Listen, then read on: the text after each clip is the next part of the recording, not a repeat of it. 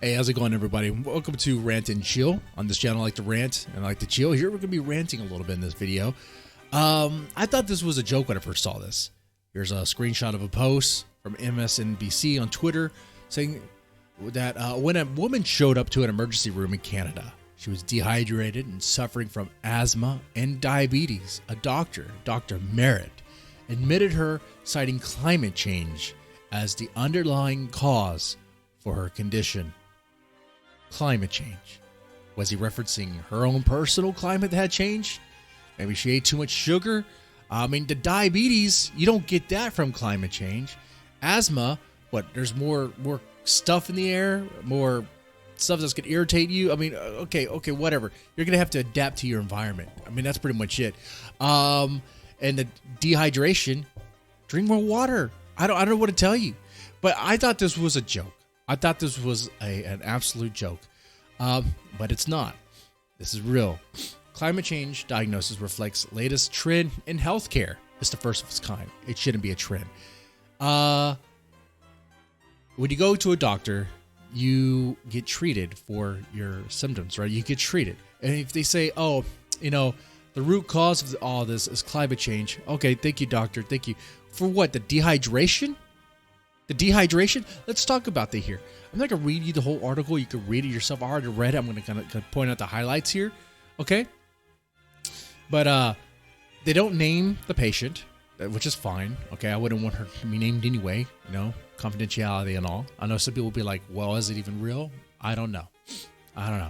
They also say in this article that the patient was fully treated. I guess fully treated for climate change. I guess her climate change has been solved. Okay, cool. All right. But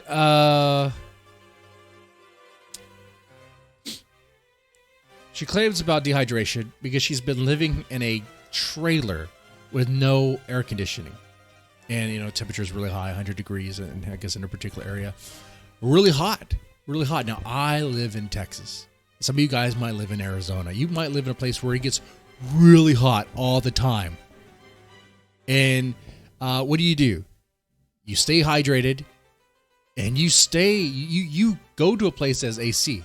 If you're living in a trailer that has no AC, I don't know what to tell you. That's not good. I don't know why you're still there. You need to escape that environment. You need to move to a better place. Get yourself a portable AC. I don't know what to tell you. But you should be able to take action to relocate or find a place where there's air conditioning. Get a freaking motel room. I don't know what programs they have over there in Canada for people who are. You should be. I wonder if they could have. I don't know. Complained to the Canadian government, being like, I need. The temperature's too high. I'm melting in my trailer over here. I'm in a hot box. I'm sweating. Can you help me out? I don't have any income. I don't know. Does Canada have programs that would help her with that? I don't know. But for a doctor to go, okay, the reason why you're dehydrated, you have asthma and diabetes, is because your environment is changing around you. Now, guys, some of you guys may have doubts about climate change and whatever. Okay, is our climate changing? Does the climate on Earth change? Of course it does. Are there shifts and changes? Like, yeah, fine, sure. But I mean, you pretty much have to adapt to your environment. You have to adapt to live. That's how we've been. And that's how we'll continue to be. So to cite climate change it seems the only reason why you're going to do that is for some sort of a political thing. That's what it is. Some sort of activist thing. That's what it is. That's what it totally is. So now the doctor is being an activist. How do you feel about that? And if you say, oh, your underlying condition is climate change, that tells me that the doctor believes he or she has the ability to fix that, to change my environment, to change the patient's environment, which according to this own article, the patient was treated and she's no longer having these issues. That's what it says anyway.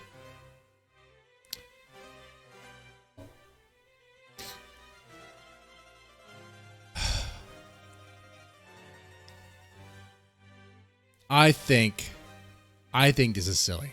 I think this is way overboard. I think when you go to any doctor and they treat you, or you tell them your symptoms, and they tell you what your underlying condition is, it should be something that they should be able to, treat. And I read that paragraph again. Apparently, she was, Merritt, whose patient was successfully treated. What do you mean successfully treated? What do you mean? She no longer lives in her hot box? Her sweat shack? Okay. I guess good. I don't know. I've got to tell you what the treatment was. It doesn't really specify. Curious about that. But in a way, it's, you could see right through this. This is clearly transparent. The doctor's trying to be an activist and trying to make a bold statement with this diagnosis, or not diagnosis, but underlying cause. Anyway, let me guys, ladies, let me know what do you think about this in the comment section down below. And what are your thoughts about this? What do you think about this doctor? What would you do if you went for diabetes, asthma, and dehydration, and your doctor's like, you know what? What's going on here is climate change. That's what's going on. Be like, maybe advise me to drink more water. I don't know. Change my diet. Come on. What's going on here? Give me an inhaler. I mean, asthma was an issue before climate change even became so mainstream. So anyway, let me know what you think about this in the comment section. You guys, ladies, take it easy.